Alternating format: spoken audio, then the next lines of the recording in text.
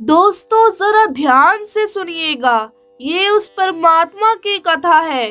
साधु संत कह रहे हैं, हे महाराज, इस संसार में कलयुग लग गया है, यानी कलयुग चल रहा है और कलयुग के लोगों की बुद्धि अधर्म में ज्यादा लग जाएगी और धर्म में कम लगेगी। कलयुग के व्यक्ति की उम्र भी कम है, इसीलिए आप हमें कृपया करके बता दें कि कलयुग के मनुष्य का कल्याण कैसे होगा। दोस्तों जरा ध्यान से सुनिएगा, हम और आप कहाँ के हैं? हम सतयुग के नहीं हैं, ना तो द्वापर युग के और ना ही हम त्रेता युग के हैं। हम लोग कलयुग के हैं। कलयुग के जीवों की जो उम्र है वो बहुत ही कम है, कहने को है 100 वर्ष। लेकिन दोस्तों क्या आप जानते हो किसी को जो 100 साल जिया हो? हम आप सभी को बता दें कि हम अपनी जिंदगी में बहुत सी जगह घूमे हैं। हमने सिर्फ वहाँ 2-4 लोगों को ही देखा होगा कि जो 100 साल जिए हैं, सिर्फ 2 या 4 लोग गिनती के। क्या आपने अपने आसपास किसी व्यक्ति को 100 साल जीते हुए देखा है? दोस्तों कौन है जो भगवान श्री कृष्ण का आशीर्वाद ना पाना चाहता हो?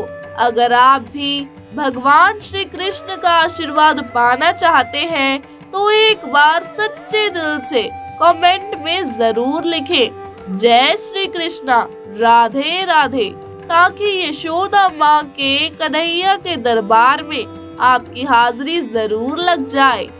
तो अगर आपको ये वीडियो अच्छी लगे तो प्लीज लाइक करिएगा, इसे ज्यादा से ज्यादा शेयर करिएगा और चैनल को सब्सक्राइब जरूर करना। दोस्तों हम पूरे विश्वास के साथ कह सकते हैं कि आपने सिर्फ 1 या 2 आदमी 100 वर्षों तक जीते हुए देखे होंगे। कहने को है कि मनुष्यों की उम्र 100 सालों तक की होती है, लेकिन वे जीते हैं 60 से 70 साल या फिर 80 साल। अगर 80 साल को भी कोई व्यक्ति पार कर देता है तो फिर 90 सालों के नीचे नीचे तक ही रहता है। एक छोटी सी उम्र में व्यक्ति अपने परिवार को पाले या फिर वे व्यक्ति अपने जीवन का कल्याण करे या फिर मानव जीवन के लक्ष्य को पाए। हे महाराज, कलयुग का व्यक्ति कल्याण कर सकेगा, ऐसा आप हमें कोई उपाय बताएं। दोस्तों 2 प्रकार के प्रकाश होते हैं। परमात्मा का वो प्रकाश हमारे तन के केवल बाहर प्रकाश करता है, लेकिन दोस्तों सिर्फ 5 मिनट सोचकर देखना कि तुम्हारे तन के भीतर ज्यादा अंधेरा है या फिर तुम्हारे तन के बाहर ज्यादा अंधेरा है। कहाँ अंधेरा ज्यादा है, तन के बाहर या भीतर? हम आप सभी को बता दें कि आज तक किसी भी वैज्ञानिक ने ऐसा बल्ब नहीं बनाया जो हमारे मन के भीतर जल जाए। बनाया है किसी वैज्ञानिक ने ऐसा बल्ब? श्रीमद् भगवत गीता एक ऐसा बल्ब है, जो भी व्यक्ति सच्ची निष्ठा के साथ इसका श्रवण करता है तो उस व्यक्ति के मन में कभी भी अंधेरा रह ही नहीं सकता। ऐसा प्रकाश है ये भगवत गीता। लेकिन भगवत गीता की फिर से एक बात बता दे कि नींद तब आती है जब पाप ज्यादा होता है, आलस्य तब आता है जब पाप ज्यादा हो, कथा में मन तब नहीं लगता है जब पाप ज्यादा हो। अगर पाप ज्यादा हो तो क्या भगवत गीता सुनने का अधिकार नहीं है? महाराज बोले आपको अधिकार है, लेकिन उसके लिए आपको अपने मन से लड़ना होगा। बोलो कैसे? जब आपके घर को कोई आपसे आकर छीन लेता है तो हमें उससे अपने घर को लड़कर ही छीनना होता है ना। ठीक उसी प्रकार पाप हमारे इस मन को अपना घर समझकर बैठा है तो हमें इसके साथ लड़ना होगा। जब हम इसके साथ लड़ लेंगे तो फिर श्रीमद् भगवत गीता सुनने के बाद वो पाप हमारे मन को छोड़कर चला जाएगा। हमारा मन निर्मल हो जाएगा, पवित्र हो जाएगा और इस मन में उस परमात्मा का वास हो जाएगा।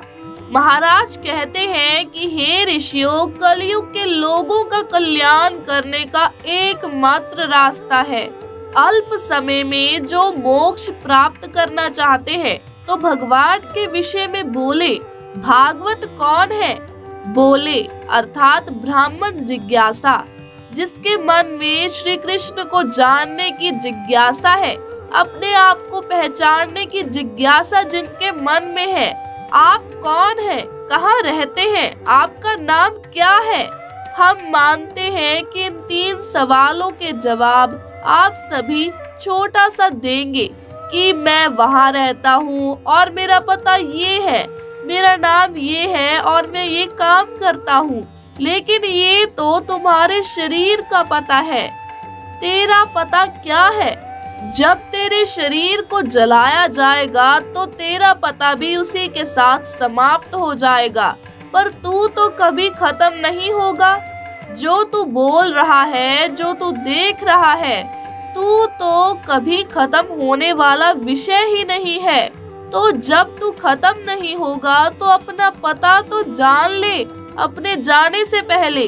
जब तुम सिर्फ खाने की ही बात सोचते हो ना कि मुझे ये खाना है, मुझे इतना कमाना है और ये करना है, तब तक ही पता तुम्हारा है।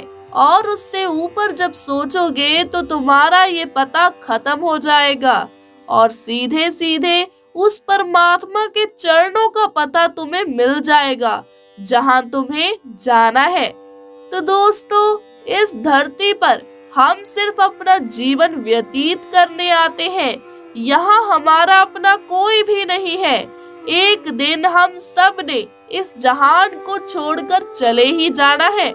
इसीलिए हमें ज्यादा से ज्यादा समय भक्ति की ओर लगाना चाहिए ताकि हम मोक्ष को प्राप्त कर सके। हम सारा दिन विकारों से घिरे रहते हैं। हमें कुछ समय उस परम पिता के लिए जरूर निकालना चाहिए। हमारी जिंदगी का जो लक्ष्य है हम उसे प्राप्त कर सके।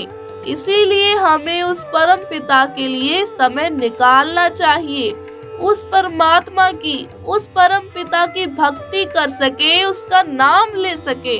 तो प्रिय श्रोताओ, हम उम्मीद करते हैं कि आपको हमारी जानकारी काफी पसंद आई होगी। आज की वीडियो में बस इतना ही। अगर आपको आज की वीडियो की ये जानकारी पसंद आई हो तो कृपया करके इसे लाइक करें और ज्यादा से ज्यादा शेयर जरूर करें। अगर आप हमारे चैनल पर नए हैं तो जल्दी से हमारे चैनल को सब्सक्राइब करें और साथ में जो बेल आइकन है उस पर भी क्लिक करें ताकि आगे भी ऐसी ज्ञानवर्धक वीडियोस आपको मिलती रहे। वीडियो को अंत तक देखने के लिए आपका बहुत बहुत शुक्रिया।